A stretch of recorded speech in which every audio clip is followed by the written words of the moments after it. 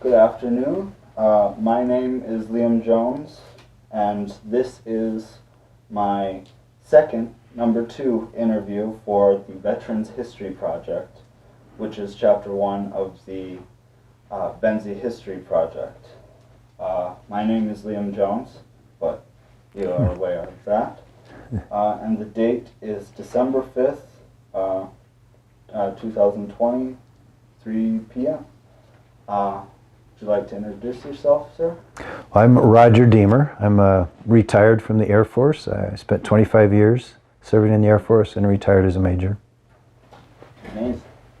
Okay. So the first thing we're going to do is just ask you some warm-up questions. We're not going to get into the big stuff just yet. Start with some fairly regular stuff. Do you have any hobbies you like to engage in? Well, I live on a hobby farm. We used to have goats and chickens and horses, but now that our kids are all grown up and we're not doing 4-H anymore, just horses. But that's mainly my wife's hobby. My role on the farm is to do all the work. I run the tractor, I cut firewood, we heat our house with firewood. So I keep pretty busy with that. But I teach also. I'm certified to teach physics and math, but I'm a substitute teacher. I teach everything, almost all grade levels, and I really enjoy that. That's good to hear. That's how I met you. Yeah. So what do you think of substitute teaching? Well, I taught as a permanent teacher for 4 years, and that was challenging and fun, but I actually enjoy substitute teaching more. Partially because I don't have to grade papers every night, but also I get to know students when they're young, and I watch them grow up, and that's really cool to see kids grow up. How long have you been substitute teaching? Well, I started in 2005, right after I finished my teacher certification program. I was a substitute teacher for a couple of years. Then I was hired by Glen Lake Schools for 4 years, and then I went back to subbing in, I think it was 2012, around there. So I subbed for a few years, taught for 4 years, and then I've been subbing for another 8 years since then. Okay. Is there a particular age group that you enjoy more than others to teach? Oh, I don't want to offend anybody, but I really love 4th, 5th, and 6th grade. That's the age when students are developed enough mentally that they can start learning abstract concepts, and it's enjoyable to teach them and see them learn things that are difficult things. And it's also a little easier to manage their behavior because they're growing up, they have self-control, but they still kind of admire the teachers, so they do what you say. When students get a little bit older, they start to get a little more rebellious. You won't offend anybody telling the truth. Okay. So we'll ask you a little biographical details. That's what it's called here. Okay. Where were you born? I was born on Wheelus Air Force Base, Tripoli, Libya. After World War II, we had a significant presence in Libya, and I was born in 1962. And our military bases were still active then, but it was later in the 1960s that they shut down. That's a very interesting question because when I was in the Air Force and I applied for a top secret clearance, we had just bombed Tripoli with F-111s. And I think that actually held up my paperwork for a while, having this unusual birthplace on my clearance paperwork. But, so Tripoli is not there anymore? Yeah. Well, Tripoli's there, but Wheelus Air Force Base is not. Tripoli is the capital city of Libya, right on the Mediterranean Sea coast. A very significant city, very historical too. It's been there for millennia. Okay. So, have you been there since then? Nope. I remember the day I flew out on a C-130 cargo plane very clearly. I was only 3 years old, and that's my first very vivid memory of my life. And I haven't been back. In fact, while I was in the Air Force, I was told, do not go back to Libya, because Muammar Gaddafi was in charge at the time. But under Libyan law, I am a Libyan citizen by birthright, and they could have drafted me into their military. That's interesting. Do they still draft people? I don't think they even did at the time. I was just cautioned that since they were hostile to our country at the time, I shouldn't go there. They could arrest me as a Libyan citizen and do whatever they wanted. with me. So So that's not the reason I never went back. I just never had opportunity. okay. So I assume one of your parents was in the military then? Yes, my dad was in the Air Force also. He was an electronics technician. Okay. What was his rank? He retired as a master sergeant. Okay. Is that fairly high on the totem pole, or what is It's that? high in the enlisted ranks. Okay. Okay. What about your mother? What was her occupation? My mom was a homemaker, very admirable lady. Since you asked about her, I have to tell another story. When she went to Libya to accompany my dad, she was 6 months pregnant with me, and she had a 1-year-old daughter, my sister, and she had never been out of Michigan. In fact, she had rarely left Benzie County. She grew up here in Frankfort, and all of a sudden, she's traveling around the world with a 1-year-old daughter, 6 months pregnant with me, alone, because my dad was already there. Dad had to go early before her. And when I think about that, I really admire my mom. She's a small town Michigan girl who has seen the world and done some amazing things. That is awesome. So you mentioned you had a sister. Do you have any other siblings? I have a younger brother too. Okay. And what do they do? My sister is a geophysicist who teaches at the University of Newfoundland in St. John's, Newfoundland, Canada. My brother runs a manufacturing line for, I forget the name of the company now. It's a small manufacturing business in Wisconsin. Okay. Huh. They're both married with 3 children each also. That's awesome. So,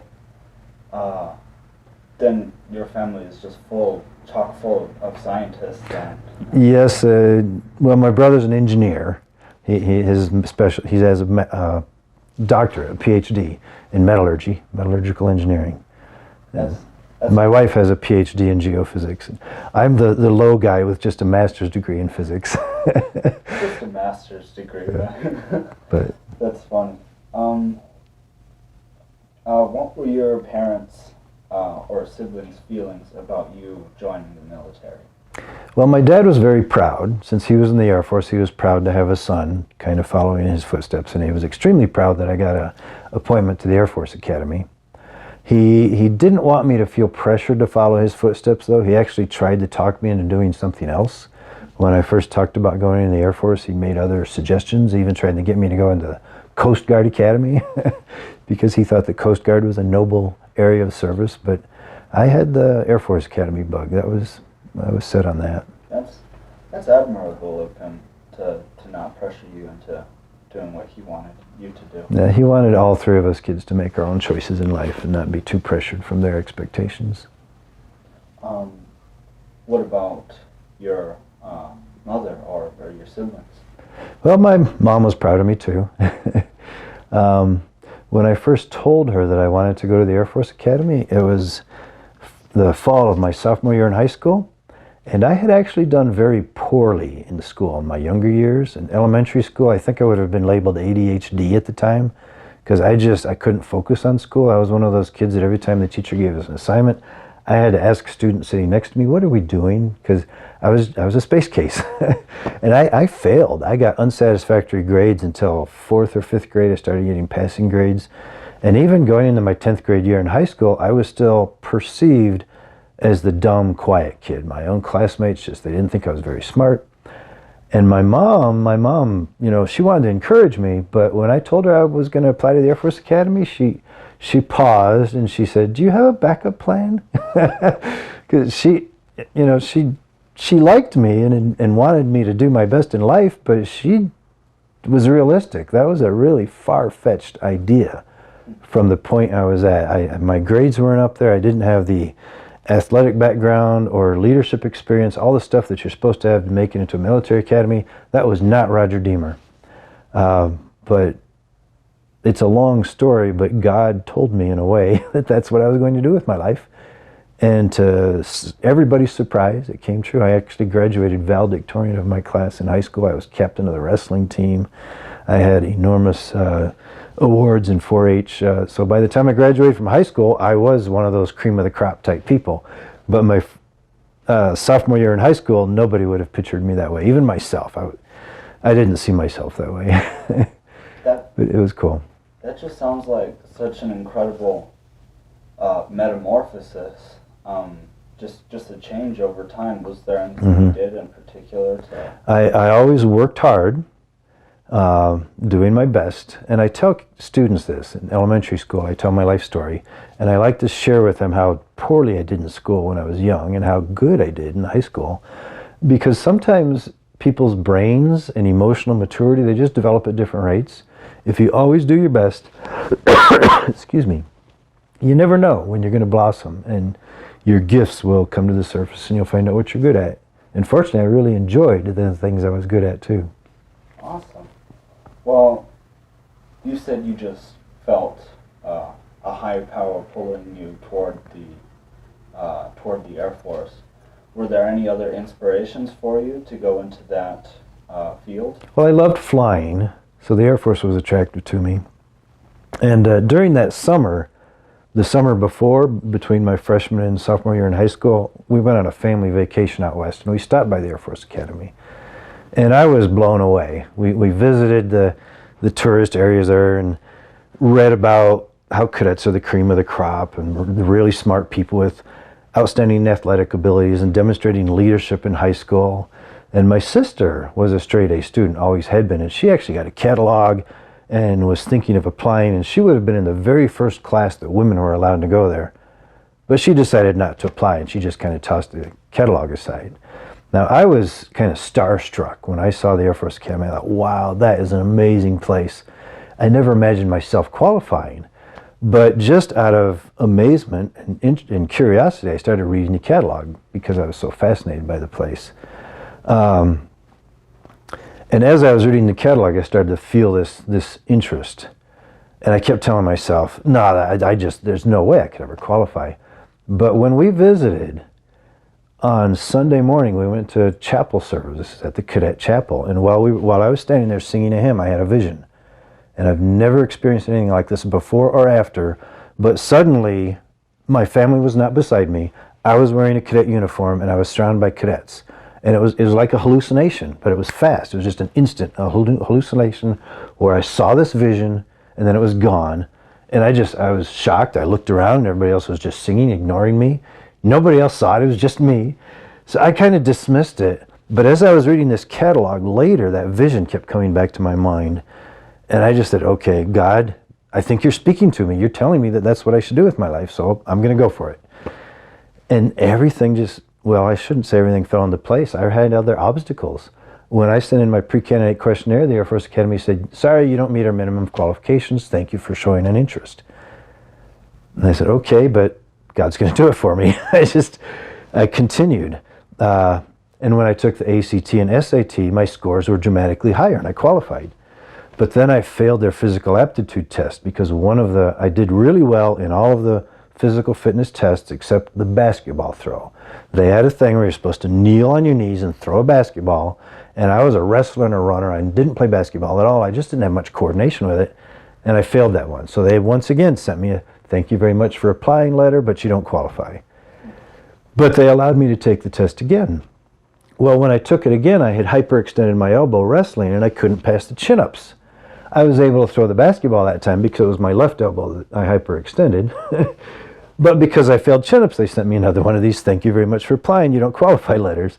This time my wrestling coach was furious, and he sent them a letter, and he called them on the phone and said, this guy is a specimen of physical health. You won't find anybody more qualified physically than him.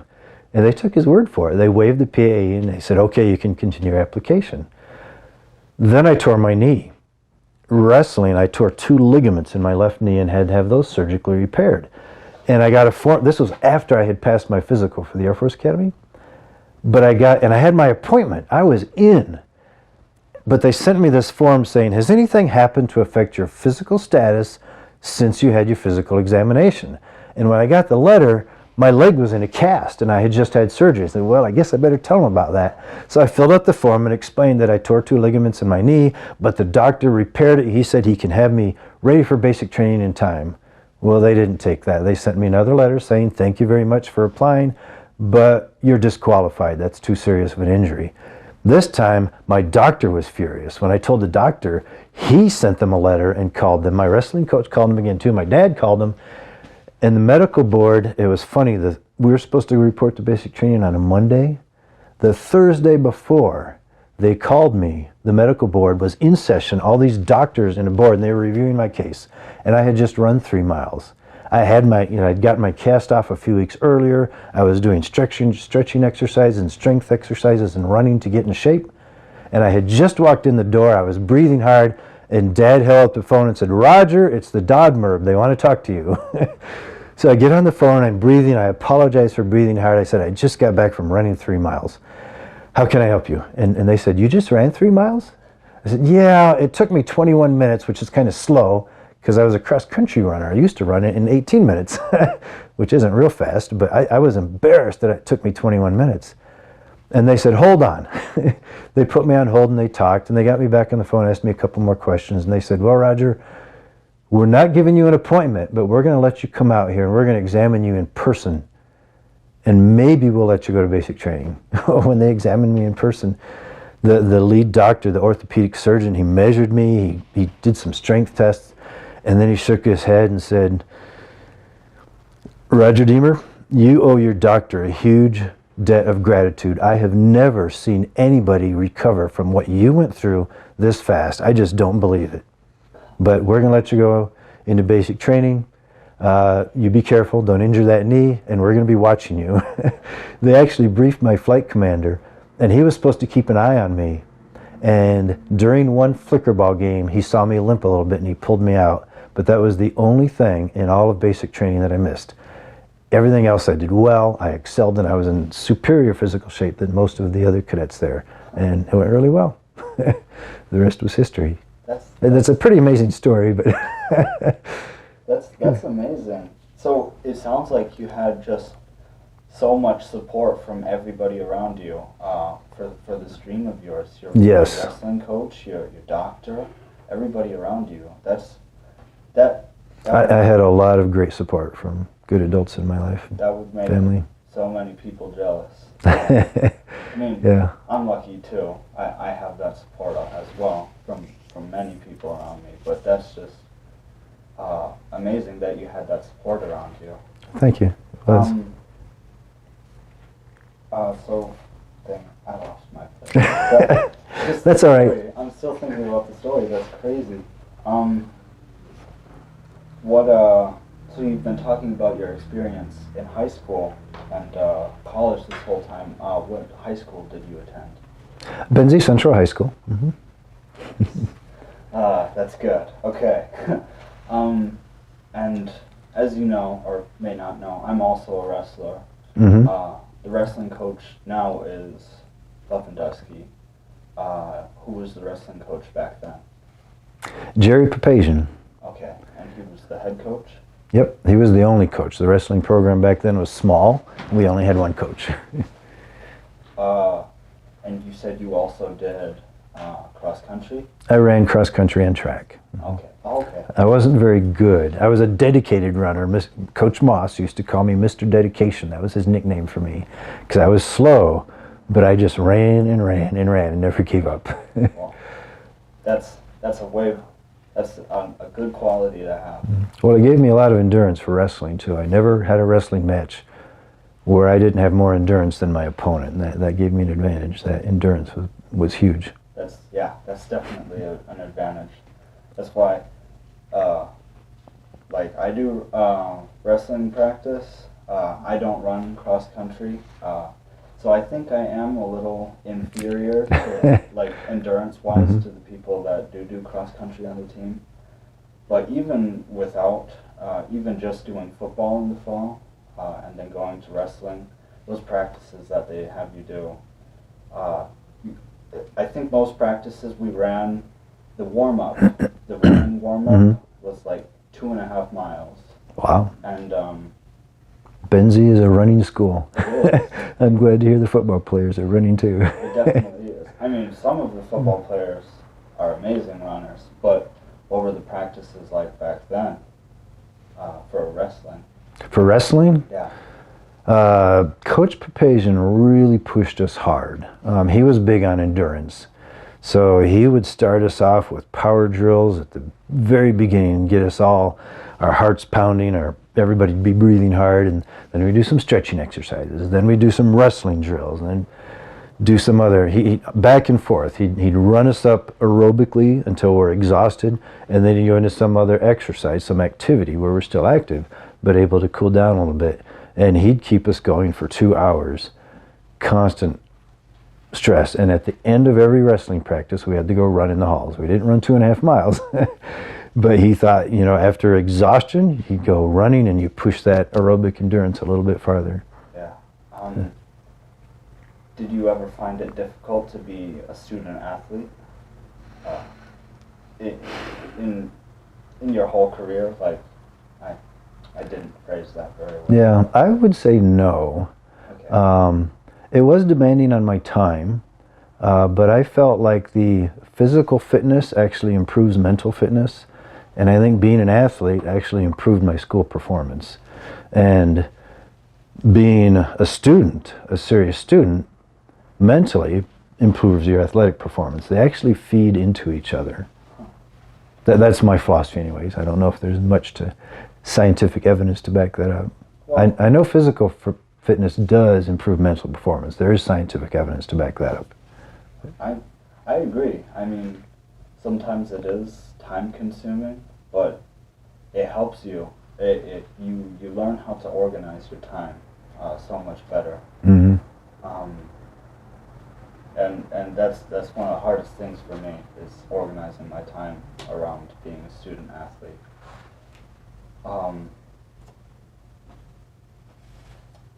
Did you hold any jobs before entering the service?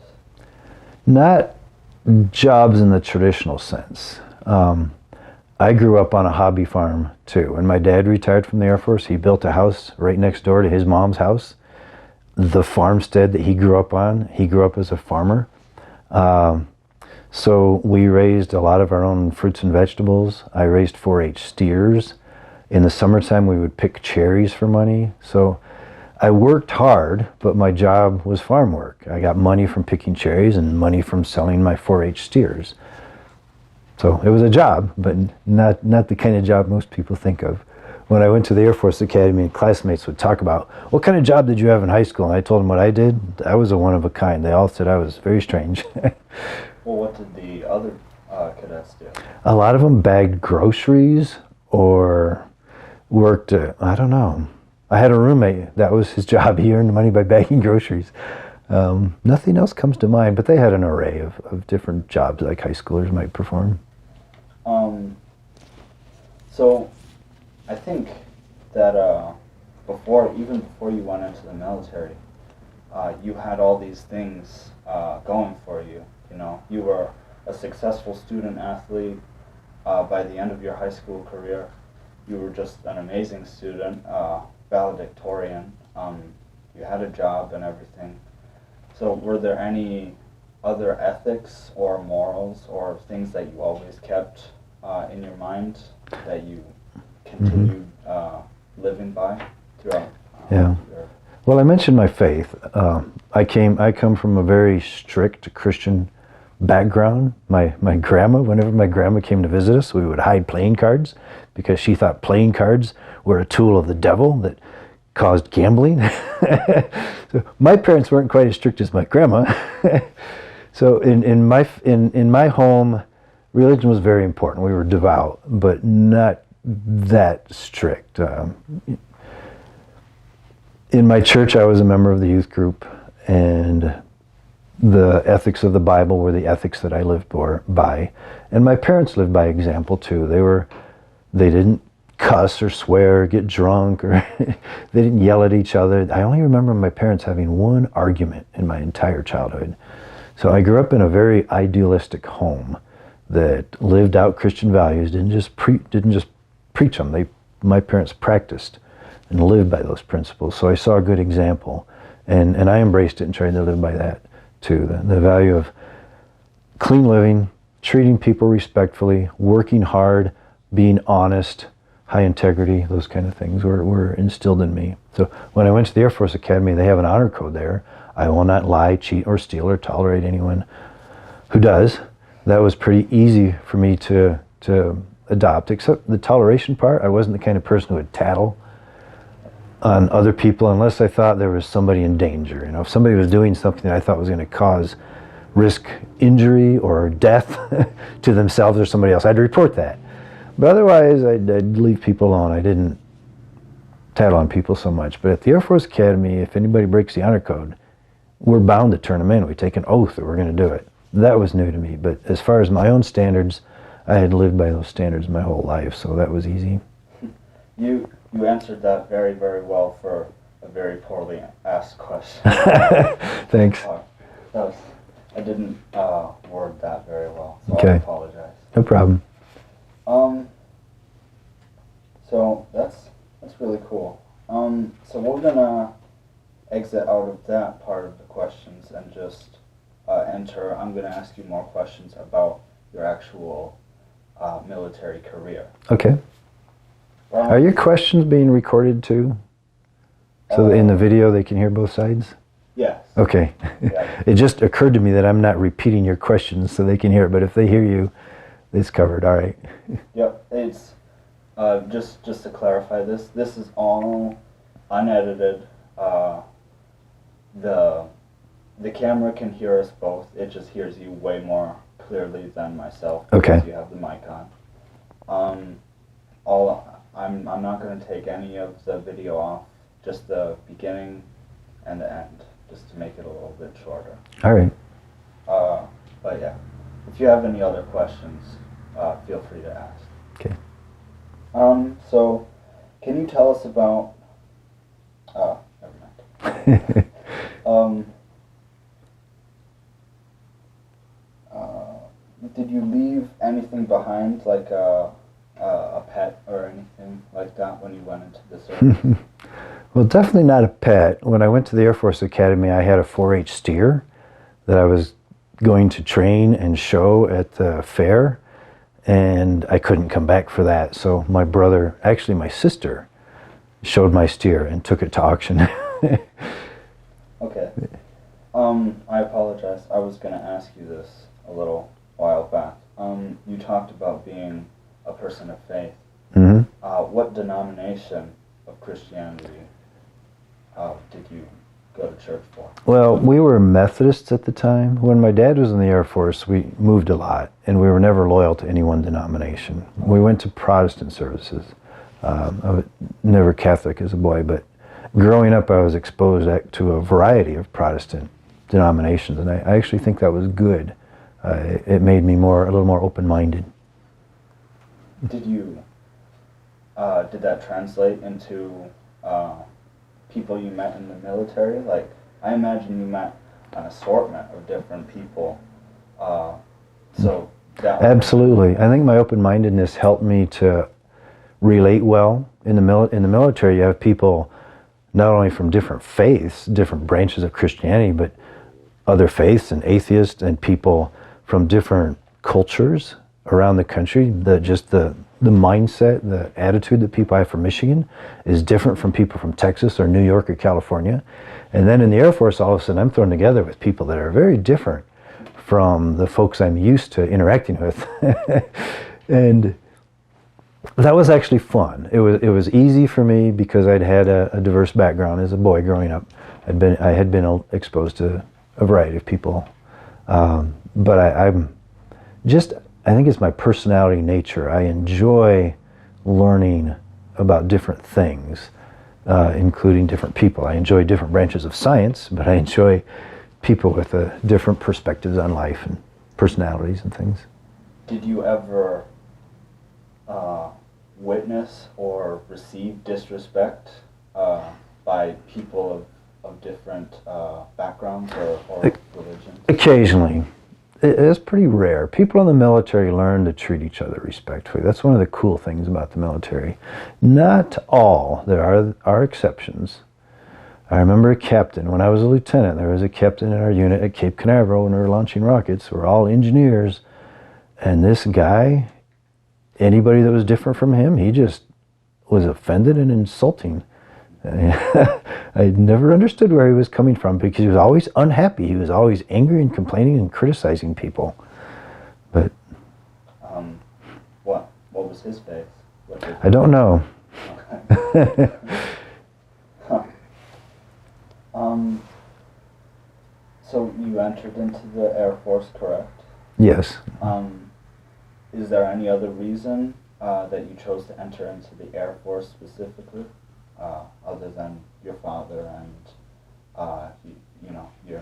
It was mainly that I felt that's where God wanted me to go. Okay. But it was attractive to me too, because I loved flying. And it's strange, I didn't want to be a pilot. Even then I was fascinated with science. And I thought flying a plane would be fun for a while, but it'd get boring after a while, like driving a truck. That was kind of wrong. Most of my friends who did go into pilot training and flew really enjoyed it. But I was more attracted to science than being a pilot. But I still loved the environment of flying and working in the aerospace environment. I knew the Air Force had planes, but they also had a lot to do with space, and that attracted me. Were you ever attracted to any other branches at all? Nope, not at all. When my dad tried to talk me into applying, I didn't even apply to any other academy, because I was only interested in the one. In fact, if I hadn't made it, I probably would have been a forester, because that was my fallback plan. I was going to go to Michigan State and study forestry, because I love the outdoors, and I thought it would be cool to have a career in that area. I believe it's what Mr. Jones does. My dad does. Oh. Or he went to college for that. Okay. So you mentioned the Air Force Academy. Where is that again? It's in Colorado Springs. Okay, in Colorado. Yeah, just north of Colorado Springs. Okay. What was it like going to college in that place? Well, I love that location because I'm an outdoors person, and every chance I got, I was out in the mountains, backpacking, climbing mountains. And I made one in particular friend there who was a cadet who loved hiking and backpacking and mountain climbing as much as I did, and we would just, every weekend we'd be out. That's an exaggeration. We weren't allowed to go out every weekend, but every weekend we could. What was the I don't know. Had you ever been to any other schools for any of the other branches of the military, or just the Air Force Academy? Just the Air Force Academy, that was it. What is the most vivid memory of your time in training or in school? SERE. It's S-E-R-E, stands for Survival, Evasion, Resistance, and Escape. Where we started out with academics, where they taught us about survival and evasion, resistance, and escape. But it's kind of combat prep training.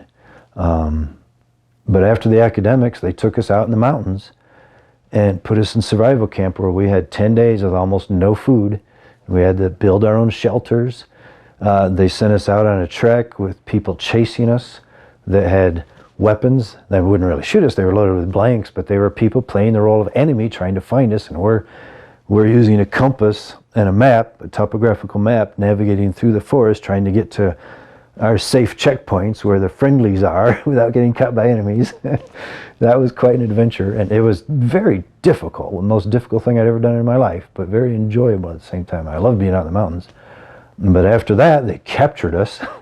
They put us in a simulated prisoner of war camp, and we had to be prisoners for a year, and I escaped from the prisoner of war camp. So that was quite a memorable training experience. Yeah, I remember in 7th grade you told us a story about the POW simulation. Oh, I did.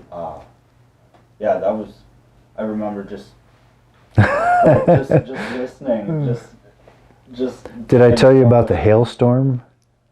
I don't. The golf ball size hailstones. When they sent us out on our trek, we got hit by a hailstorm, the worst one I've ever seen. That's quite a story. I won't take up time with that now, but it's a fun one to tell in school. This is your story. You know, we're here to just like I said, just watch and listen to your experience. Because all of these experiences are different, and they're all special, I believe. You did ask about training. I have to mention another one, though. The next year at the Air Force Academy, I did Airmanship 490, which I got a week and a half of glider training, and I actually soloed twice in a glider, which is a phenomenal experience. Then I had a week and a half of parachute training, and I made 5 parachute jumps, all free fall. It's the Air Force Academy is the only school in the world, I think, where you don't make a static line jump. My very first jump out of the aircraft, I had to pull my own ripcord. But that was an amazing experience. Okay. What did you say? The Air Force Academy was the only one? At the time, they told us that we were the only free fall school in the world where you don't make a static line jump. Everywhere else, your first jump, your ripcord, is tied to a line that's attached to the plane. So as you fall, it automatically pulls your ripcord and your parachute deploys. Okay. But we are trained to pull our own ripcord from the very first jump. And they used to brag about that. I don't know if it's still true or not, but that's what they bragged about at the time. Huh. I didn't know that. What is gliding training? What is that?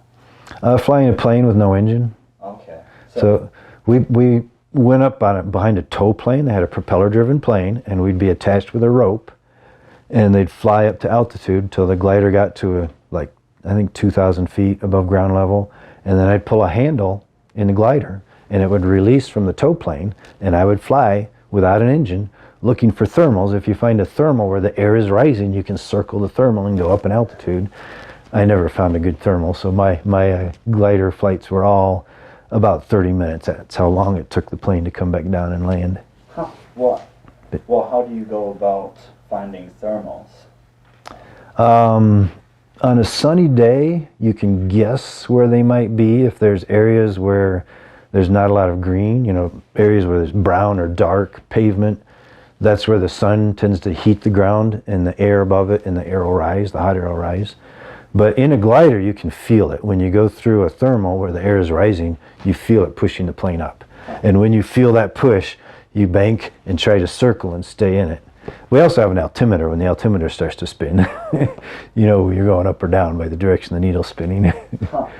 I've seen videos of people flying gliders, and it just seems so amazing. How much, I heard this thing about them being super light. How much did gliders weigh? Oh, the gliders we flew were, it seems like they were a little over 100 pounds. Wow. Wow, so you weighed more than the glider. Yeah. So, jeez. And what was the... I mean, I couldn't pick the glider up and carry it, Okay. but after we landed, I would tip the wing up, and I'd have to push the glider back to the runway. And it's light enough that I could push it up myself. So I wanna go back to the POW population. Just tell us more about that, I guess. In the POW camp, they tried to make it as stressful as possible to give us a feel for what it's like to be a prisoner. The academy no longer does this. The program was discontinued because it's so extreme. They don't beat us or really torture us. They would put us in stressful positions that would simulate torture. They'd be painful, and they'd make you shake, and you'd feel like you can't take any more of this, and then they interrogate you, and then they do the stress position again. They'd lock us in little boxes, so if somebody was claustrophobic, it would cause them to freak out. I always took naps in the little boxes because it was the only time they let us really be alone. But yeah, they'd give us a mission, and they would interrogate us and grade us on our ability to evade answering the questions about our missions. And it was very unpleasant. Huh. I remember you talking about what they gave you to eat. I can't exactly remember what you said, but what did they give you to eat? Crusty biscuits or rolls, dried, and a soupy broth. Then we're so hungry it actually tasted really good. But it's kind of the food that if you ate it right now, you'd think, this is nasty, I'm not going to eat any. But because we were so hungry, a crusty old piece of bread and some soup broth is very good.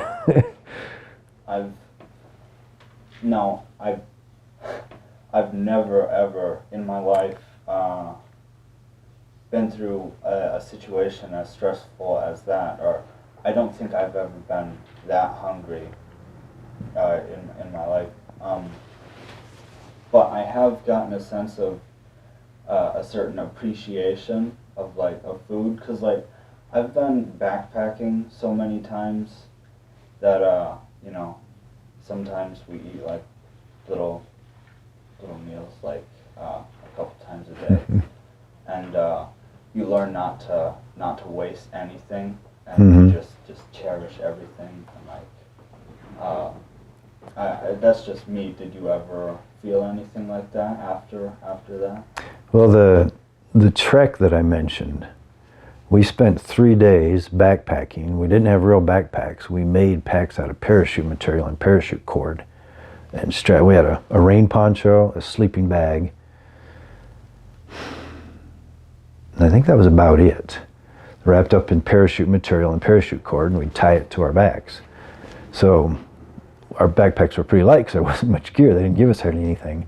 But all we had for food for these 3 days was about half a pound of beef jerky that we made. They gave us a piece of beef, and we built a smoking tent and smoked it and cured it. And that's all we had to eat for our whole trek for 3 days. So I can sympathize with backpacking through mountainous terrain with almost no food, because I lived it. I mean, we could eat anything we could find along the way, but in the Rocky Mountains there isn't a whole lot to eat along the way, unless you have time to set snares and catch rabbits or something. You said that you escaped. Yeah. That you had to escape the simulation. How on earth did you go about that? So, if we escape from prisoner of war camps successfully, they give you 4 hours. You get to eat a meal of hot food, and you get to nap, and then you have to go back in and finish the training. But most of the people who tried to escape got caught, and if you got caught escaping, they'd treat you pretty abusively. But I had an opportunity where we were out in what they call the labor section of camp, where they make us dig ditches and fill sandbags and stuff just to simulate labor camp. So we were doing that, and we were actually, me and 2 of my co-prisoners were filling sandbags, and I noticed an area in the fence where the barbed wire was down.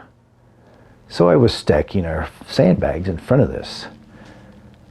And I had in mind, every once in a while the camp commandant would come out. And when the camp commandant came out, they would hit this gong, and everybody in the camp had to stand at attention and face the camp commandant while he addressed us. Even the guards. All the prisoners and guards would face the camp commandant and stand at attention. And I had noticed this, and I thought, if the camp commandant comes out while I'm stacking these sandbags, I'm going to jump. Sure enough, the camp commandant came out, and it's funny, the guards had been watching me. They took away our shoelaces, so we were wearing combat boots with no shoelaces, and it was to keep us from running, because your boots would fly off.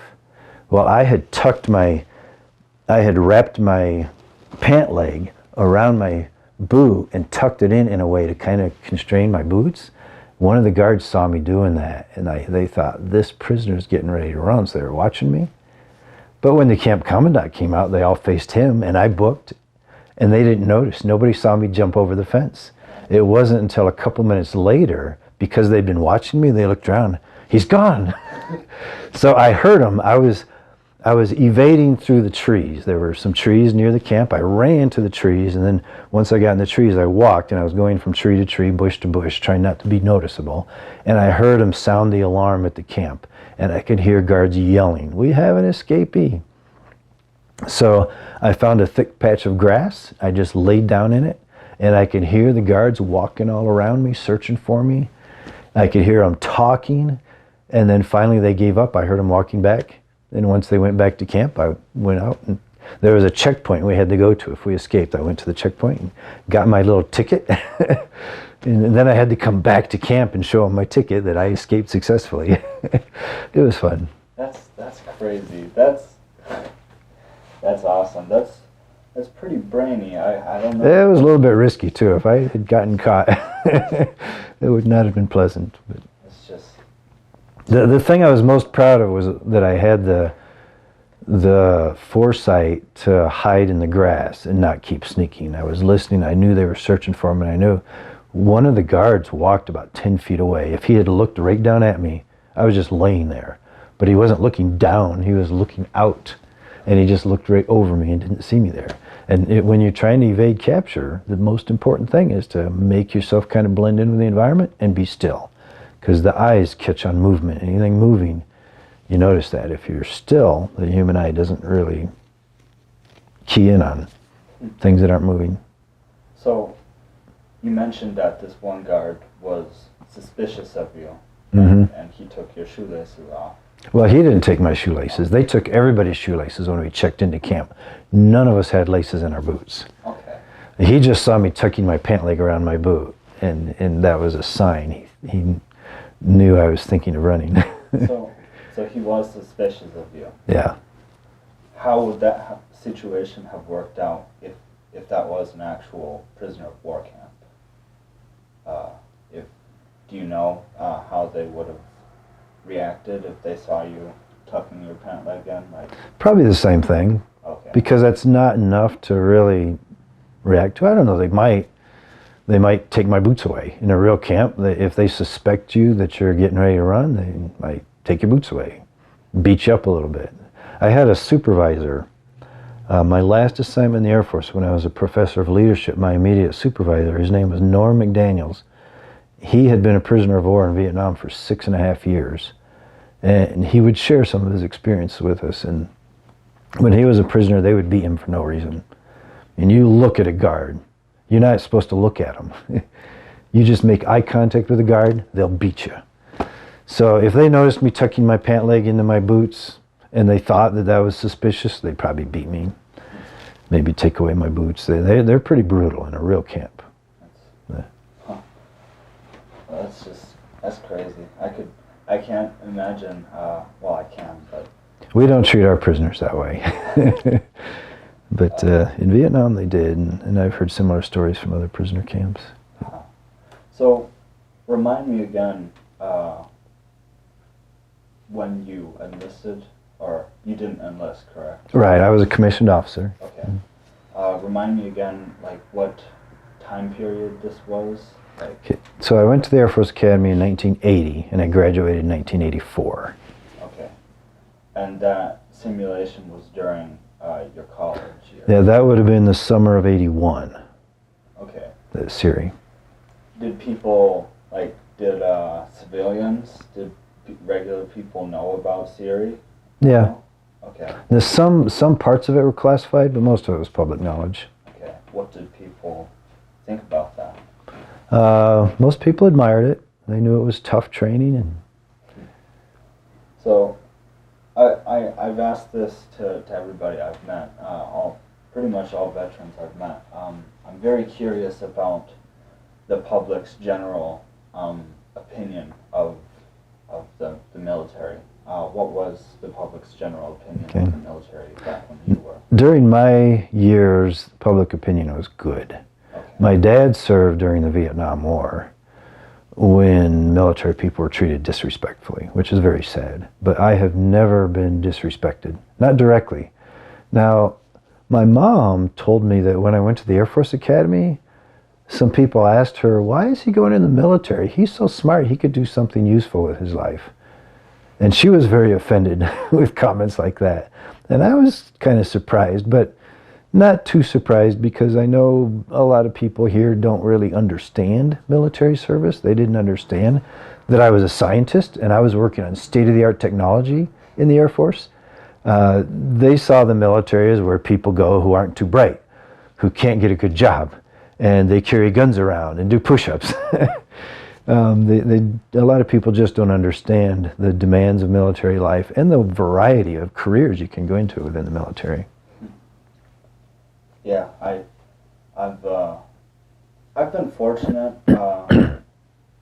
Not that it's a necessary part of life to be surrounded by people that have been in the military, but I think I'm fortunate because I'm open-minded to that. Like, I know so many people, and I have so many friends and relatives and people like you that I respect so much, and they've told me about it, and I've just learned to not have that bias against really any career, but I know that the military does have just so many opportunities within itself. Mm-hmm.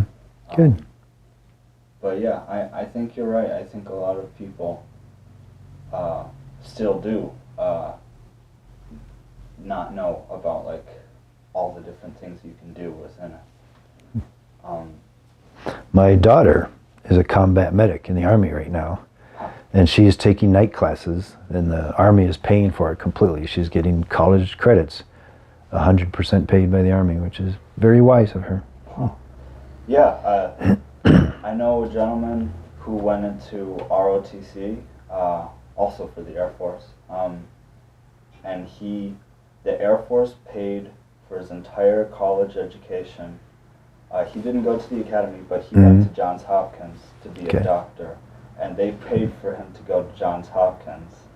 He must be pretty smart because ROTC scholarships are very competitive. Yeah, but that's just crazy that he said they just paid for everything. So what was the best part about basic training? Basic training? Or training in general? Oh. Learning about myself and about human nature. When I go into the Air Force Academy, in a way, you're in a training environment for all 4 years.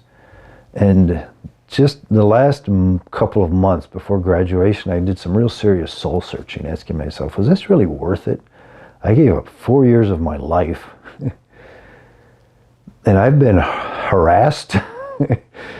And I've kept my underwear folded around pieces of cardboard for 4 years. I've done a lot of things that just seem dumb and useless because of the military regulations and regiment and the training environment that I'm in. And in the end, my answer was yes, this was absolutely worth it because I got to do some really cool things like Siri, flying gliders, jumping out of airplanes. Those are things that very few people ever have an opportunity to do just for the experience, but mainly for what I learned. I learned what I'm capable of. I had no idea until I went through Siri. If you told me about Siri, I would have said, man, I couldn't do that. But I did it. I experienced it. And the whole cadet experience was like that. Basic training all the way to graduation. Some of the experiences were really intense. Hell Week was intense, the recognition training. But some of it was just stressful for long periods of time. Endurance, it's like an endurance race. I endured some intense training for 4 years. And it taught me about myself, but it also taught me about human nature in general. I watched the way other people reacted to the training and things they were going through. So I learned a lot through that training experience. When people went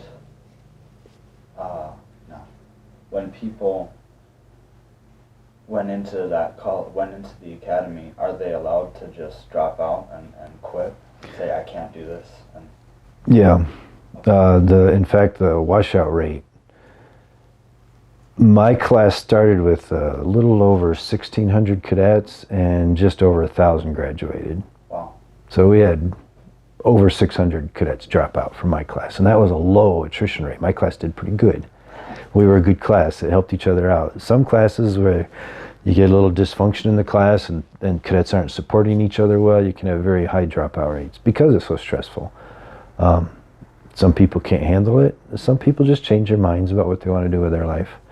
As long as you drop out the first 2 years, you're free to go. After the junior year starts, you have a service commitment because the Air Force has spent so much money training and educating you. They want some payback. So most of the attrition is in those first couple years. cadets who change their mind in the last couple of years, they have to serve some enlisted time before they're free from the military. Okay. And what is, if you go into the academy, what is the minimum amount of time you would spend in the Air Force? If you graduate from the Air Force Academy, you owe the Air Force at least 5 years. Okay, so that's 9 years in total. Yep. Okay.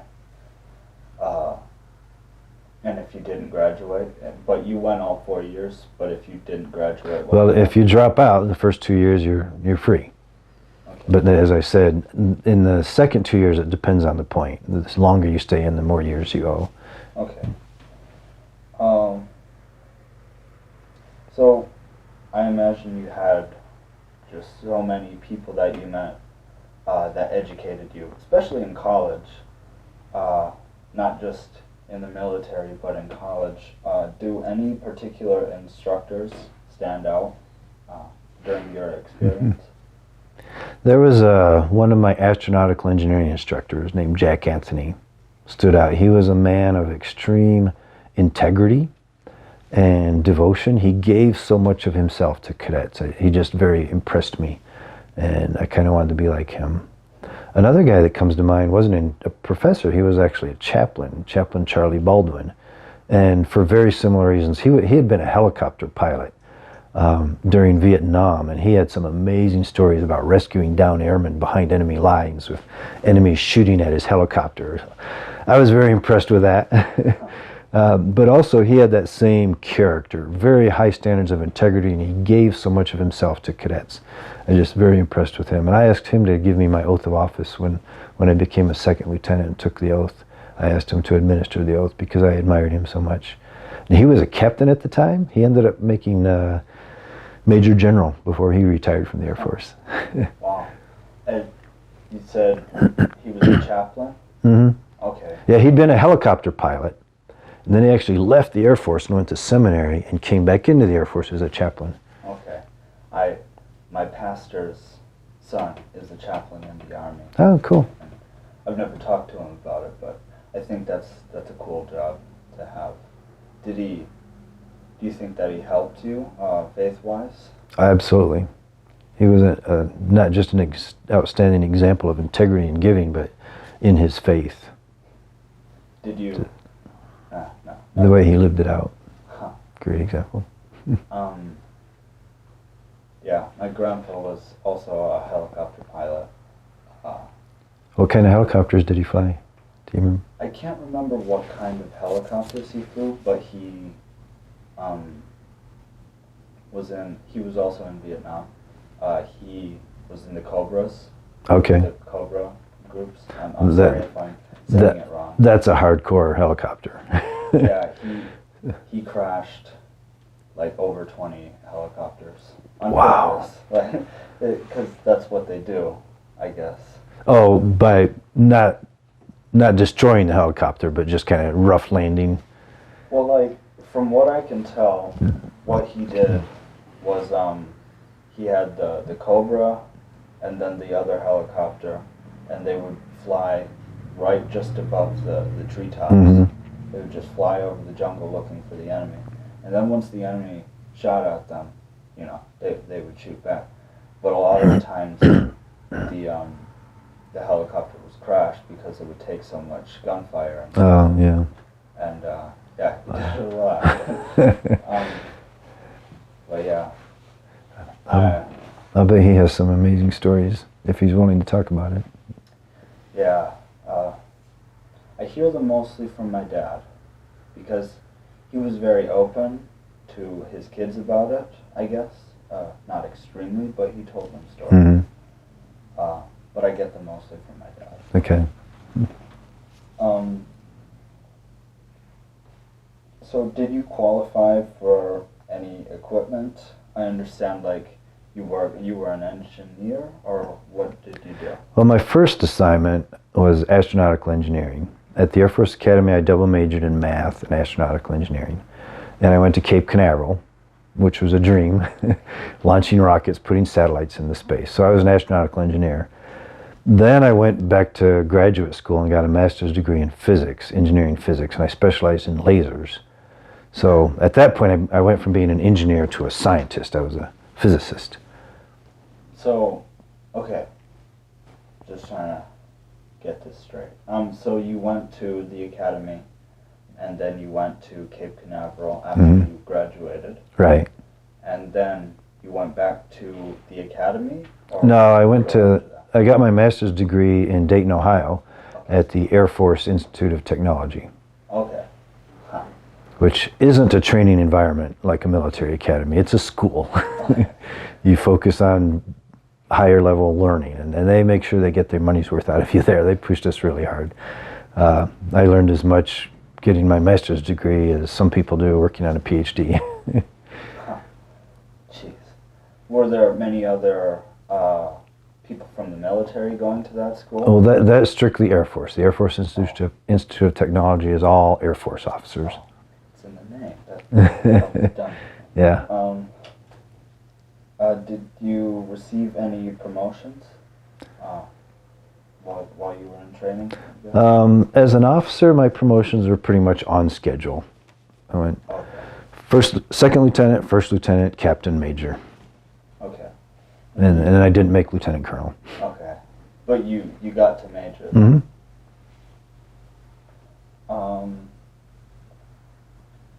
What was the hardest part of the military life for you to adapt to?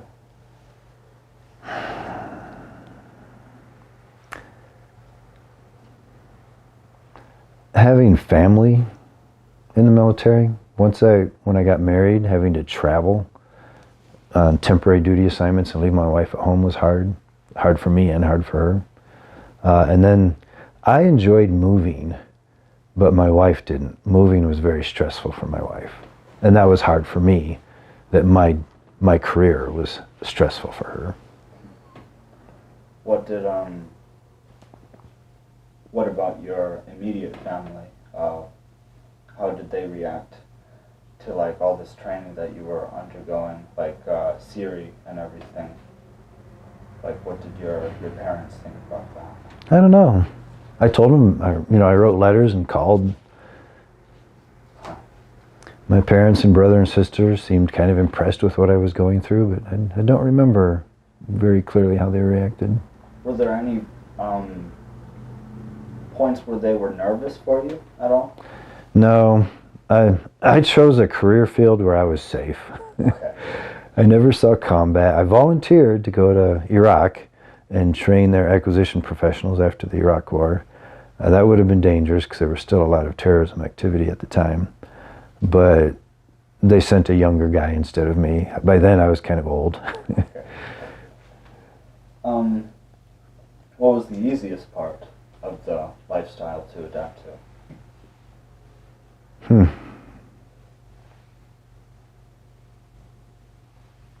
I don't know. It seemed to come pretty natural to me. I have a personality that likes change, so a lot of the things that are difficult for most people I actually enjoyed. If after spending 3 years in a job, I would get itchy feet and want to try something new, go someplace different. So that aspect of military life where I get to get up and move and go someplace new and do something different was actually appealing to me. I liked it. Did you ever have it? I apologize. Okay.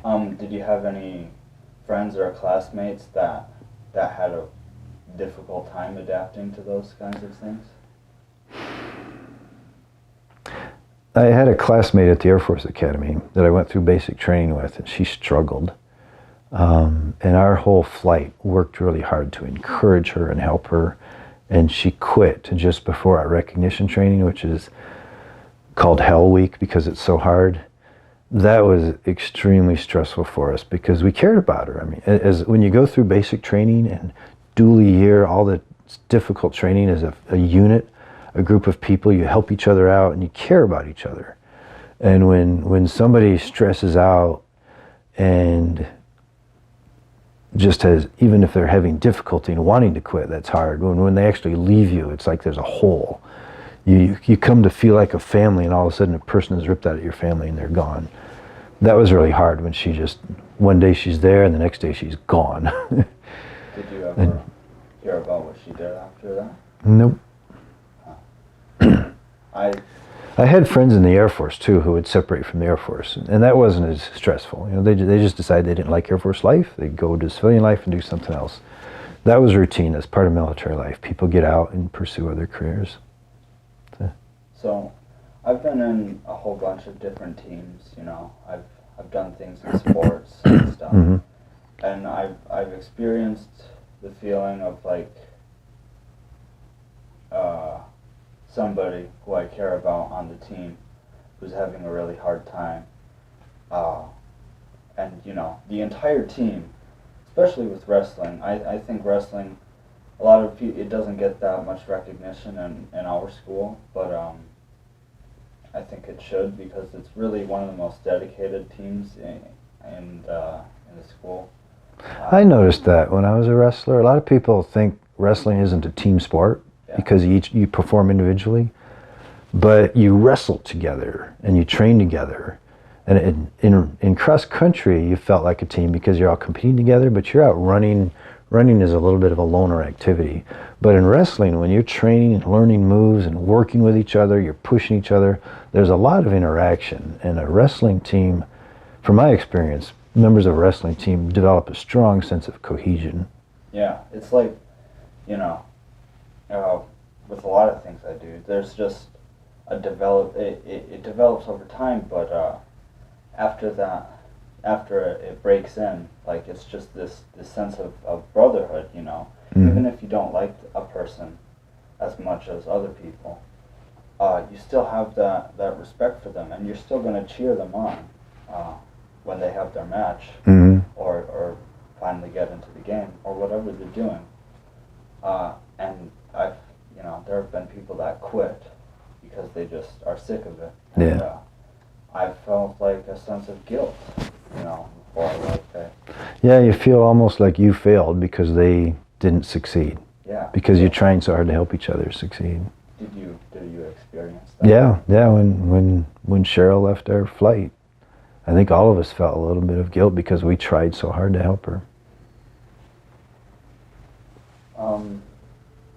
So. That's funny. I remember her name. That was 1980, and I'll never forget her because of the emotional impact she had on me. Well, there are people like that. I'm lucky. I've met a lot of people like that. Did you? Well, that was a negative impact because we worked so hard to help her and she quit. Wow. But I hope life was good to her after that. She was very intelligent and hardworking. She just couldn't handle that. Yeah, the physical rigor. It was mainly the physical rigor was too much for her. Okay. And the mental stress was tough on her too. So, the next set of questions is about wartime service. So you said you have never been in combat, but we'll just see how to, not all of them are about combat. Okay. I did serve through several wars. Yeah, I wanted to ask you about that. Like, what conflicts was your career during? Okay. What was happening? I mainly think of myself as a Cold Warrior because the Cold War was huge. When I went to the Air Force Academy, our adversary was the USSR with all their nuclear weapons and all of their advanced technology arrayed against ours. And then as a astronautical engineer and a physicist, that was the focus early on in my career. The science and technology that I worked with was in response to the Russians and all the science and technology they were developing. We needed to stay ahead of the threat so that they wouldn't attack us. And I feel like we won. We won the Cold War because the USSR collapsed. China continued to survive, but they were like a secondary enemy because their technology wasn't anywhere near as advanced as ours at the time. So the USSR was what we considered our enemy, and we defeated them. But I was also there during Desert Storm, Operation Freedom. I was stationed just outside of the Beltway on 9/11 the terrorist attacks. That was very close to home. The plane that hit the Pentagon was 7 miles. The Pentagon was 7 miles from our house. And I was at work at the time at Fort Belvoir, but people who were home could hear the explosion when that plane hit. And my son was in school. And schools all over the country were sending their kids home. My son's school was 7 miles from the Pentagon. He walked there from our house. And they wouldn't send the kids home because a lot of their parents were in the military. And they didn't even tell the kids what happened because some of their parents were in the Pentagon. In fact, quite a few of my son's classmates had classmates whose parents were in the Pentagon that plane crashed into. And they didn't want to send these kids home not knowing what they were going to meet at home. So they waited till the end of school when people would be coming to get them anyways. And the next day I found out one of my son's classmates lost his dad. His dad was killed by that plane. That was very close to home for us. And then the Anthrax attack afterwards, our mail was held up because the anthrax spores were released in the mailrooms where our mail was being handled. 2 months later, we got this big lump of mail in the mail that was stamped. This has been radiated to kill any possible anthrax spores. And we're thinking, should we even open this or should we just throw it away? We decided to trust the government because it said it was safe, that they had treated all the mail so no anthrax could be alive in it. So we're in the middle of this terrorist environment feeling threatened. When I traveled, I was trained to be covert in my travel and not reveal that I was American, especially that I was American military. I was trained on how to blend in so that I wouldn't become a terrorist target. I mentioned the anthrax mail. Our daughter's adopted, our daughter Sage, she's from Korea. And we never got her adoption papers because the adoption papers were in that anthrax hold. They confiscated all this mail because it could be contaminated with anthrax spores. So when we finally got her adoption papers, it had been treated for anthrax. We still have that paperwork. But so, yeah, the Cold War and the War on Terror and Desert Storm, the war in Kuwait, those are all big in my mind. Even though I didn't go into combat, they influenced my service in the military very dramatically. I had this sense that I was fighting a war with my contribution that I could make, even though I felt fairly safe, unless I was traveling overseas on a temporary duty. Did you know people that eventually went into combat? Yes, none of them died or were injured. I did have a close friend who died in a helicopter accident. He was a helicopter pilot, and he actually graduated #1 in his pilot training class. He was a very good helicopter pilot.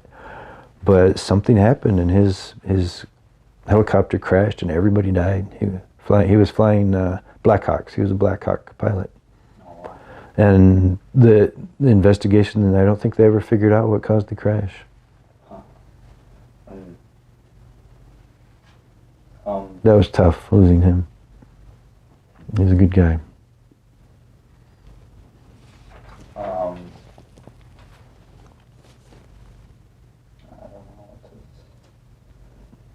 trying to think of what to ask next. Well, so were you in, so you weren't in direct combat, but were you in like combat support or a combat service support role at all? It's kind of worded weirdly, but how did what you were doing contribute to the War on Terror or the Cold War? A lot of the technology I worked on provided intelligence that went directly to combat operations, especially during Desert Storm, but in the War on Terror. So, I apologize. That's all right. My face itches. So you mentioned something about rockets, like that was the first thing you did and after you graduated, right? Yeah, we launched satellites. I also worked with rockets. Later, as a physicist, I was in a unit, a joint test force that was launching tactical rockets. We went out to White Sands Missile Range. We launched some in wind tunnels, but we were measuring signatures. So we had acquired some enemy rockets, anti-aircraft rockets mostly, and we would fire them. and we would record this visible, infrared, and ultraviolet spectrum of what came from those rockets. And so then we could load our computer systems with that data so that our combat aircraft, their infrared, visible, and ultraviolet sensors on the aircraft would see a threat rocket launched at them, and with the missile signature that we provided, they could immediately identify what that threat was. Because we had fired all these rockets and collected the data, we knew what the signatures looked like. And then the computer system could identify the rocket and deploy appropriate countermeasures to defeat those rockets. So that was pretty cool. I was a long ways from combat, but I felt connected because I was taking these measurements. It was fun to fire rockets, go out in the desert and launch these rockets. It wasn't quite as much fun to set them up in the wind tunnel, but that was pretty cool too. But then the fact that we're collecting this data that was helping our warfighters defeat these rockets in combat was pretty cool. Where is Cape Canaveral? Cape Canaveral's in Florida, Okay. right next to Kennedy Space Center on the Atlantic coast. Okay. How did that change you, or did it change you at all, like contributing to these conflicts? I don't know about the conflicts. There are two things that had a huge impact on me. One was the Challenger disaster. I was a network controller at Cape Canaveral, and the Challenger mission was my first mission as a certified network controller. I had completed my training. That was my mission, and it blew up, and we lost 7 astronauts. That was really tough. Before that, I was confident. In fact, all of us at the Space Center were confident. We'd been launching rockets, putting astronauts in space, putting satellites in orbit for decades without incident. We had such a good record, it was routine. We felt extremely confident. And then this rocket blew up. It just shattered our confidence. And we realized how delicate the technology we work with is and how important our jobs are. We need to do our jobs very seriously and not be overconfident. We need to watch what we're doing very carefully because lives depend on it. And even for unmanned vehicles where there's no astronaut, our country depends on it. We're putting technology in space that our country depends on. And when we lose a rocket and blow up the satellites that are going up into space with it, it's not something you just pull off the shelf and replace it. It takes years to get another satellite ready for launch. So all of a sudden we realized the seriousness of what we're doing and how easy it is to screw up. The disasters can and do happen. So what was the mission of the rocket Challenger? Oh, when that space shuttle, when we lost that shuttle, my piece of the mission was an inertial upper stage, which is owned by the Air Force. We were putting a communication satellite in orbit that was a tracking and data relay satellite that takes data streams from other satellites and relays them to other satellites or to the ground. We called them the TDRS satellites, that's the acronym, but the TDRS satellite could handle an enormous amount of data going from multiple satellites and ground stations at once. It was a very state-of-the-art communications satellite. But we owned the upper stage that put it in orbit. So that was my role as a network controller. What kinds of friendships and camaraderie did you form while serving? It's funny, the closest friends I have are the ones that I went through difficult times with. And I don't imagine it's like going through combat. You talk to combat veterans who face death with somebody where your life depends on the person next to you. Going through the Air Force Academy, I got very close to the friends I trained with, and I have numerous friends that were lifetime friends that I still maintain contact with there.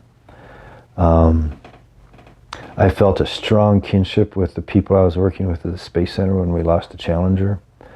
I felt a very strong kinship with the professors at Defense Acquisition University, where I was an instructor in leadership when at 9/11, because we were so close to the Pentagon, and we were caught up in the response after 9/11 there next to Washington, D.C. That was a very stressful time, but also a very patriotic time where we sensed a strong sense of camaraderie and importance to our mission and what we're doing.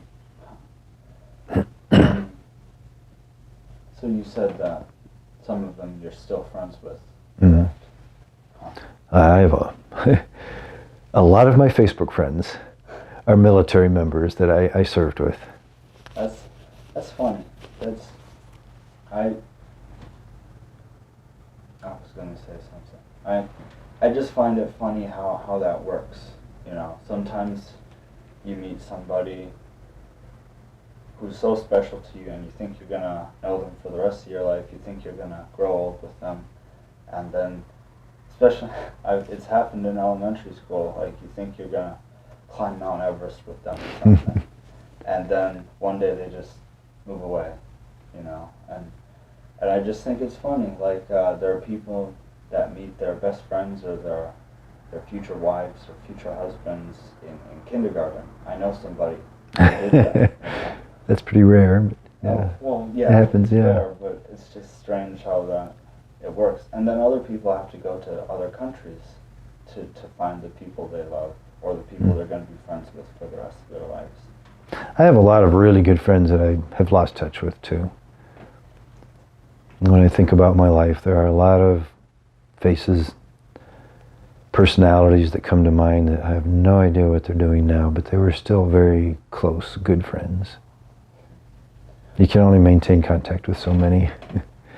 Yeah. What? Hold on.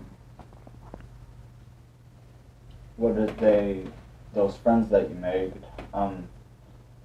I want to know in particular about the ones you still know today. What did they think about the service? Do any of them have regrets of some sort, or things that they still stand strong for, or what did they think about it? I'm not aware of any that have regrets. Most of them are patriots for life. Some of them have children that are going in the military now. My daughter is in the Army. I have some friends from the Air Force Academy that their children are going to the Air Force Academy and their parents are really proud of them now.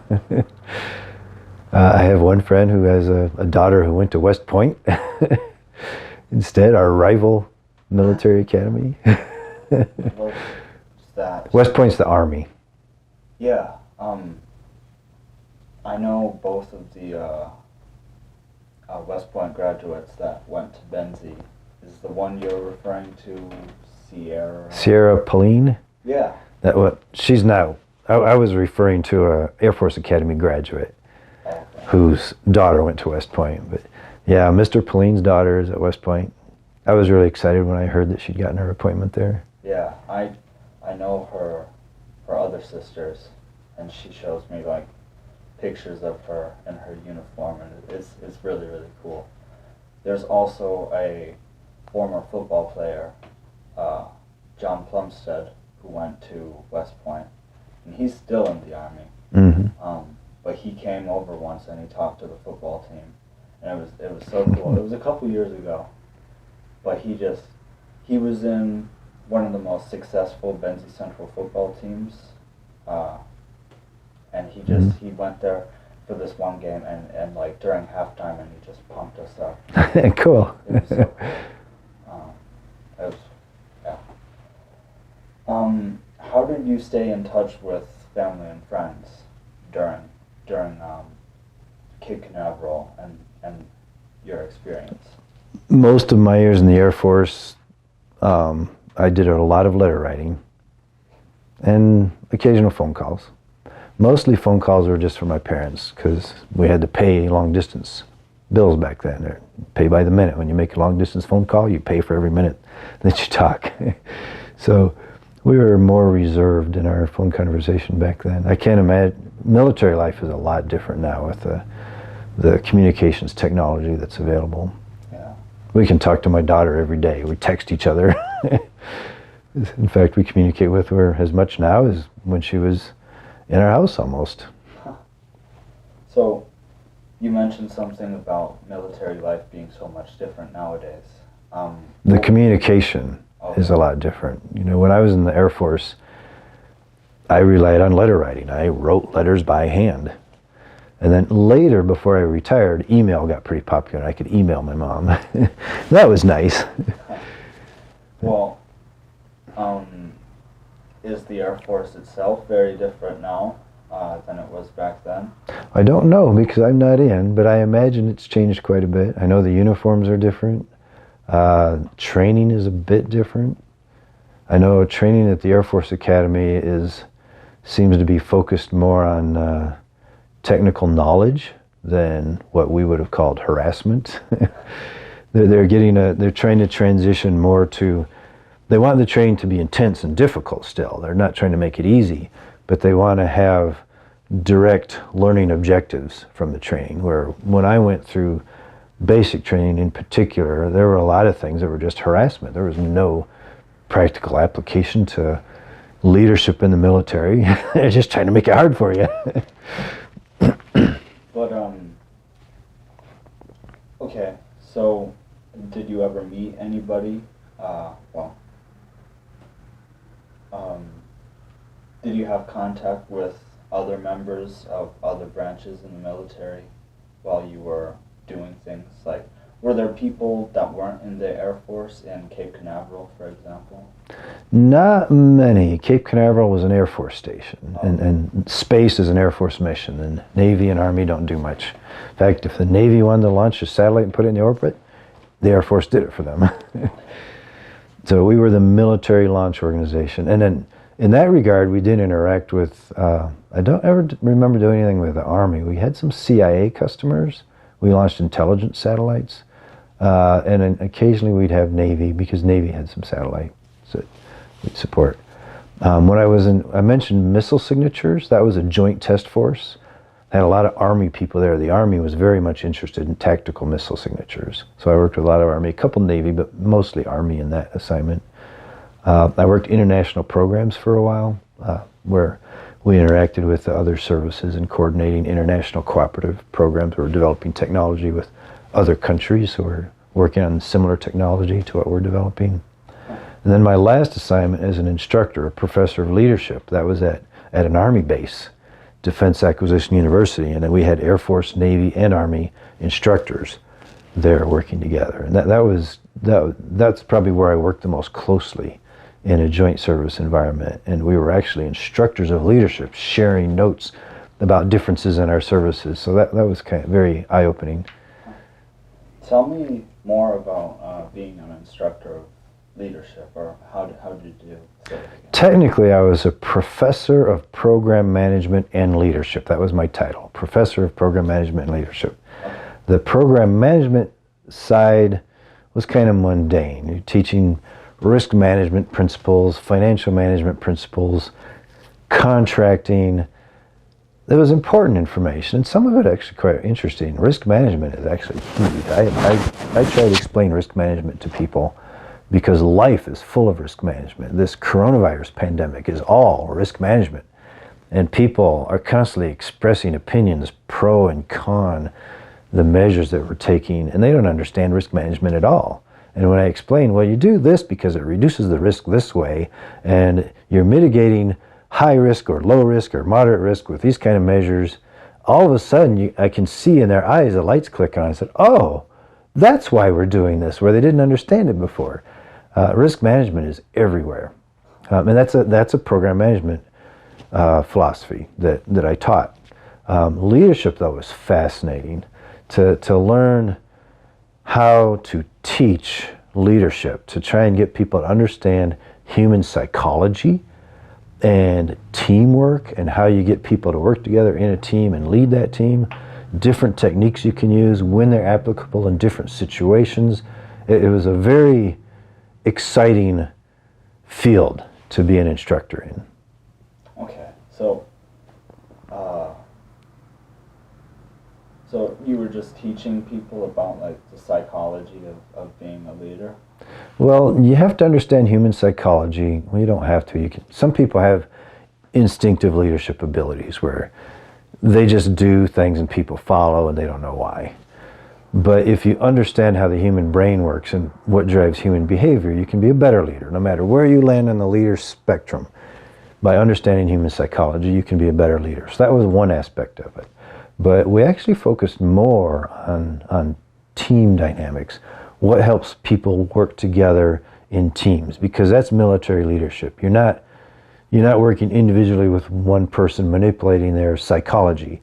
You're trying to get people to work together effectively as teams where they can all bring their diverse abilities and knowledge and skills into play in a synergistic way to perform a mission effectively. And that was the aspect of understanding how you can work the team environment to make that magic happen where military teams work effectively.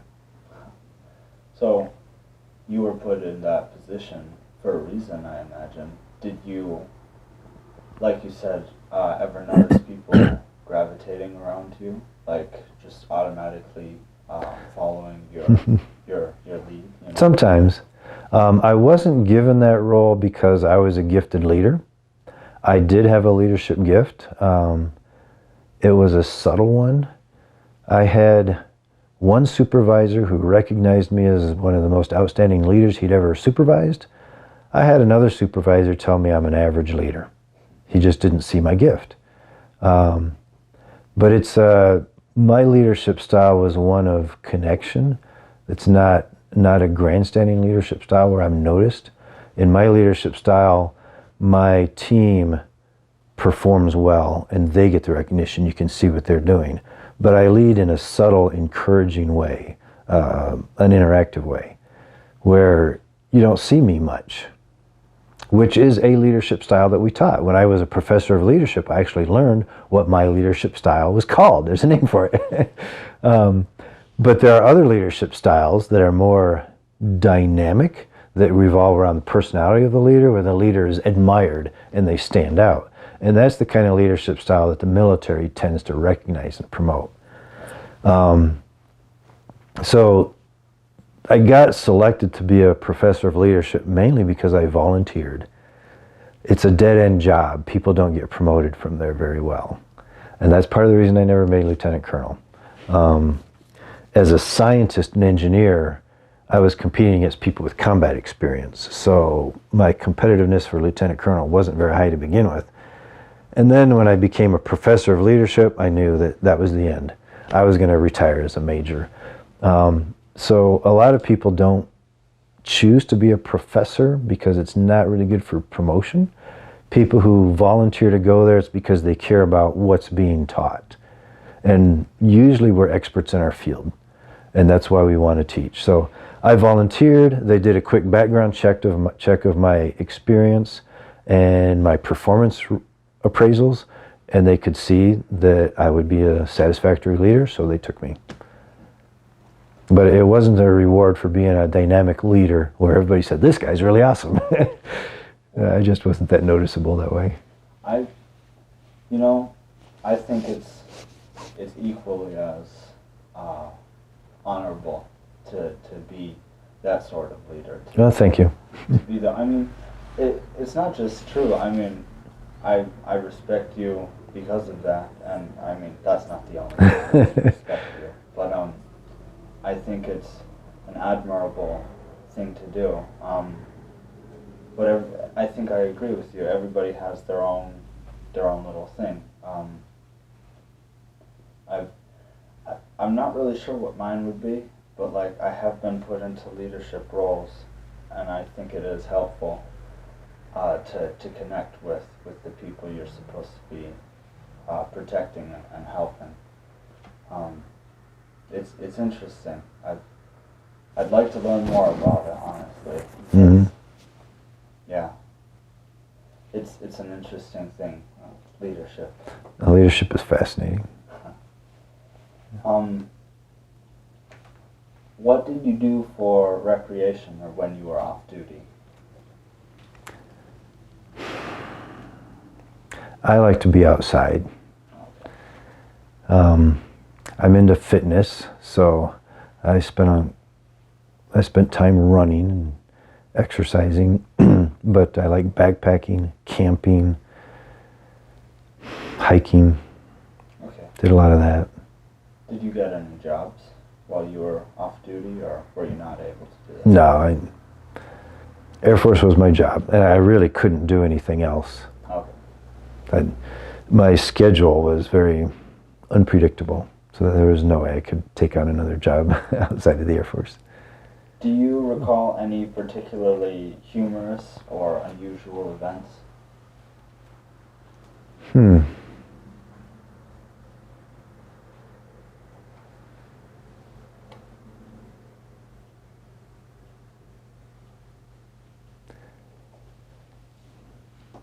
Nothing in the line of duty. I shared, Challenger disaster and 9/11 were very unusual events, certainly not humorous. But in my off time, I had some amazing adventures that you've heard stories. I've heard stories about a bear. Yeah, the grizzly bear, the glacier, the alligator. Yeah, those stories are too long. I don't want to take the time to share those now. But well, I have them in my heart. So good. But you were able to do those things that you loved, even during your service then.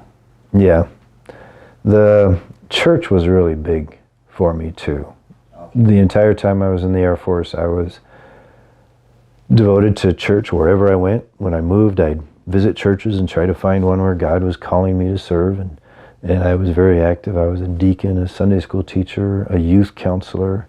I would volunteer in different ways at whatever church I went to. And when you move, you're a new member in a church, you got to volunteer quickly. You can't... Normally, if you go to a church, you're a member for a few years and you slowly work up to being involved and taking on more of an active role in ministry. But when I know I'm going to move again in 3 or 4 years, I jump in and I volunteer right away. They have a need on a committee or some activity. I say, hey, I can do that. And I found that volunteering quickly gets me involved in doing exciting things wherever I'm at. I'm just going to bring this back from earlier. You talked about the chaplain that you met in college. Charlie Baldwin. And you said that he helped you swear in to...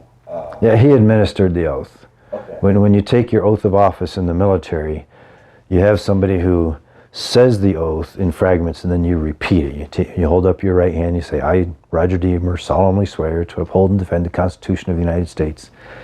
And we didn't have to memorize it, or we weren't allowed to read it. We had to have a commissioned officer read it to us and we would repeat it back to them. And then when we're done, we're officially commissioned as an officer. And so that's where you're, commissioned as officer. Is that at the end when you graduate then? Yep, that was after graduating from the academy. We had to take an oath going into the academy too. Since we're active duty, cadets at the academy are active duty the whole time. So we had to take an oath then, but it was a different one. Okay. Enlistees take another oath. There's an enlistment oath, there's a cadet oath, there's a commissioning oath. Did you ever have contact with him after that, after he swore you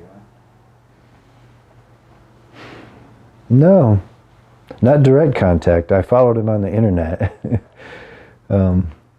If you search General Charles Baldwin on the internet, you can find him there.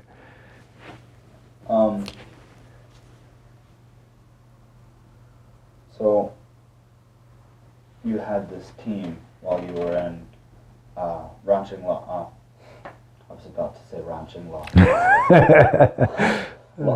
Launching rockets, yeah. Okay. Launching rockets and working with lasers, being a physicist and everything. Did you have anything that you did for good luck before operations at all? Pray. That's all I need. That's definitely a thing that people do. Mm-hmm. I found myself doing that a lot.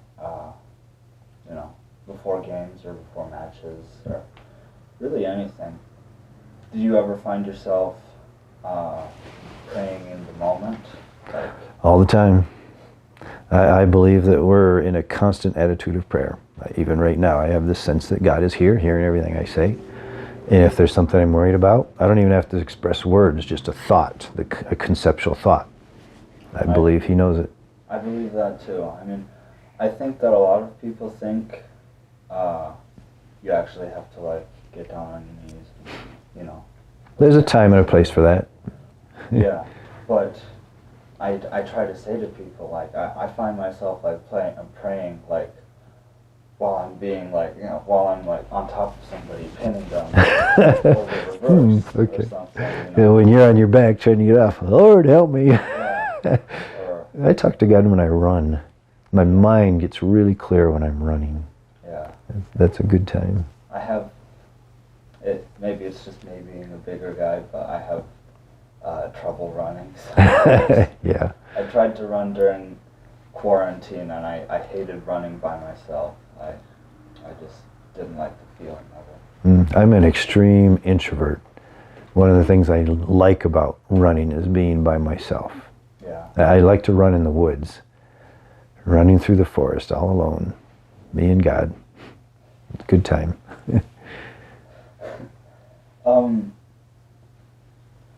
So did anybody else have anything in particular that they did for good luck, or a little ritual that they did? There may have been, but nothing comes to mind. Okay. Do you recall the day your service ended? Well, when my service ended, I was already here in Michigan. Okay. I had terminal leave a couple of months, so I went through my retirement. I think of that as my last day. I had a retirement ceremony that was really awesome. I got flags flown over the United States Capitol, and I presented them to each of my kids. And my nieces and nephews. I had flags flown for all three of my kids and my 5 nieces and nephews. And 2 of my nieces and nephews couldn't be there, but 3 of them were. So I presented these young Americans flags, and with a letter to them from me as a retiring Air Force officer, explaining my devotion to my country and why, and hoping that they benefit from the freedoms that I have given my life to serving, that kind of thing. I don't remember all the details of the letter, but that was a big moment for me to be able to present these flags to my children and my nieces and nephews, and the recognition I received, that the people there, my wife and friends and co-workers, congratulating me for my service. That was a really special day, and I think of that as my last day. But then I retired. I came home for terminal leave, and I was actually here settling into my new home. And when my retirement date came up a couple months later, I don't think I even thought about it that day. It was like sometime later, I thought, oh, I'm officially retired. Yeah, I think that's true with a lot of things. Yeah. How were I imagine some of your nieces and nephews were fairly young at the time. Okay. How young would they have been? Elementary school. Okay. The 2 that couldn't make it were older. They would have been middle school, high school aged. I think one was in middle school, the other was in high school. But the 6 who were there, and the 5 who were there, my brother's son and daughter were there. Okay, just 5. My 3 kids and my brother's son and daughter. The 5 who were there were all in elementary school. Did they talk to you about it after that, or were you open to They didn't have much to say. I think it was kind of over their heads. They thought it was cool. They were on stage with people looking at them, and I'm talking, and people are taking their pictures, and I'm giving them these cool flags. They thought it was pretty cool, but they didn't really understand the meaning of it. Okay. So I'm glad they weren't like bored or something. No. Oh, when can I leave? Like, no. So you returned home, correct? You returned to Michigan. Yep. Okay. How were you received by your family and your community? Very warmly. I feel like I'm very well liked, and even people that didn't know me personally. One thing, when I came home and I'd meet people, they'd say, "Are you Julia Deemer's son?" Yeah, that's my mom. You have a wonderful mom. My dad passed away just after my son was born, but my mom's still around. She's 81 now. But my mom is a wonderful lady and has a really great reputation, so I was warmly received just by association with her. But people that knew me, generally I'm well liked. I'm a likable guy, and people that knew I'd served in the Air Force, there's always this appreciation for people who devoted themselves to military service. I had people thanking me for my service, so very warm welcome from universally. I apologize I didn't do this earlier. Thank you for your service. Oh, no problem.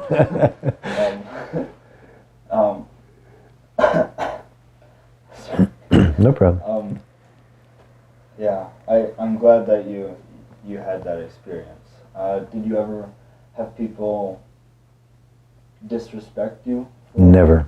Okay, that's good. That's good. Have you witnessed or heard about people being disrespected for having participated in the military? I know Vietnam vets that suffered a lot. People spit on them, called them nasty names. I've heard stories, first-hand stories from people I know that had things like that happen to them. I'm very glad that I just don't hear of that happening anymore. I'm sure there are some rare cases of it. But if you ask me about it, about the general opinion about it, I would agree with you. I think disrespect is fairly uncommon, but I think there's also a lot of misunderstanding and honestly, there's some prejudice. I know some people who are from other countries, but they live here. And what I've noticed is that it's a very outward, looking inside kind of perspective that they have. Even respectful people respect veterans, but if you didn't serve in the military, it's really hard to understand the culture. And even me, I never saw combat. Psychologically, I was kind of close to it, and I have friends who went into combat. But if you're not there, you don't really know what combat's like. Yeah. But, I'm just going to say it. My mom is from another country. And I have, I mentioned this earlier, I have so many friends, people I respect, people I hold high, examples in my life that have enlisted or become officers or something like that. And and a lot of graduates lately from Benzie Central in particular have enlisted. And whenever one of my friends does something like that, she always kind of says to me Bayo, just be careful if you want to do something like that. She's very respectful about that.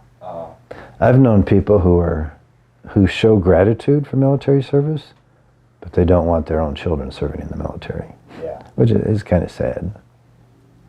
There are people that just I don't know, disrespect it because for them it's war, you know. They think military, they think war, and they think atrocities and stuff. I just was curious if you had seen that much. No. People thinking that it's like that. They haven't expressed that to me.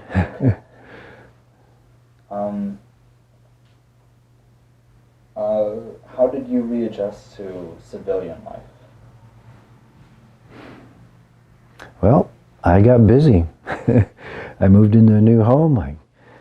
I was student teaching. I got busy at school. I had young kids, so I was busy with all their extracurricular activities. I don't remember having any trouble transitioning just because got so busy so quick. Okay. Now, I do remember going through a period where it seemed like it was time to move again. I've been living in the same home for 15 years now, and that's kind of weird for me. So, did you realize that you wanted to teach after you had been a professional or a professor? Yeah, my time as a professor kind of solidified that. I'd been thinking maybe I want to teach when I retire before that, but I enjoyed it so much that's I enrolled in the Troops to Teachers program at that time and started taking night classes to complete my education to become a teacher. Did the GI Bill support your education? A little bit. Okay. Yeah. Okay, so you did continue friendships after service, correct? And What?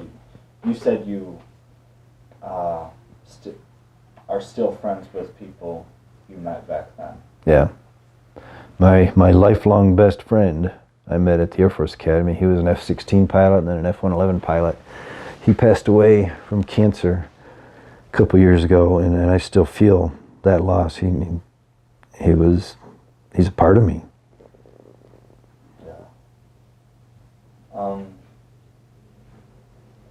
Did you ever join a veteran organization of some sort? No, I haven't. I've been tempted. Every Memorial Day, I go to the Memorial Day service at the cemetery where my dad's buried. And when my sons were Boy Scouts, they used to play taps on their trumpets for the ceremony, and the local VFW would do the ceremony. They'd raise the flag, and my sons would play taps, and they'd read the names of all the veterans buried in the cemetery. And I was tempted to join the VFW group, but just never did because I was so busy. I didn't want to add one more busyness to my life. Yeah, I get that. So these are just reflections now. We're almost there, Mr. Okay. It's getting dark out. Yeah. How did your military service experiences affect your life? Well, the military was my life for a big portion of my life. So my life's revolved around it. I think you've already expressed that quite a bit. Yeah. You talk about the morals that you formed, not just in the military, but beforehand in high school and everything. What are some life lessons you learned from your military experience? I think the biggest thing I already touched on, I learned a lot about myself, what I'm capable of, what my strengths and weaknesses are. But I learned a lot about human nature in general. I understand people better. Okay. If there's one thing you want future generations who see this interview or hear about it to know, what would that be? From a veteran's perspective, we have something really special in this country. I know we have our problems, but this country, the freedoms that we have, the human rights that we uphold, our Constitution, the government that we have, I mean, it has plenty of room for improvement. But I've traveled around the world, and this is the best there is. And it's worth preserving and protecting.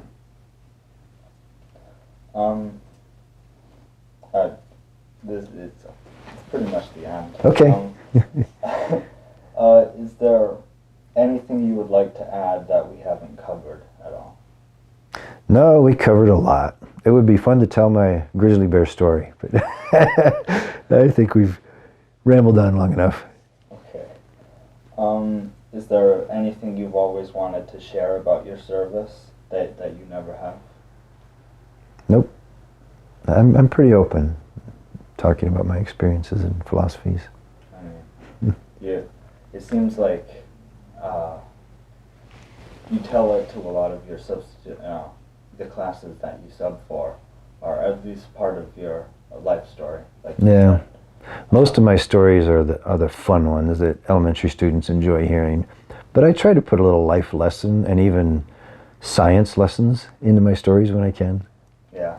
Well, I'm here to tell you, like, it has affected me. Oh, thank you. Well, I told you earlier, like, you're probably my favorite substitute teacher that I've had. I just have to let you know that you told me some things about myself, like you helped me get a better work ethic, I think, especially Cool. when you subbed for Bloom for a couple months, and you opened up a lot of things. You were so open and like generous to like students. Well, thank you. That means a lot. Sometimes the main reason I teach is because I want to help people. And sometimes you wonder if you're really having an impact. So it helps a lot to know that I did help somebody. I'll tell you whenever you, whenever you want that. All right, thank you. What would you like people to remember about your story?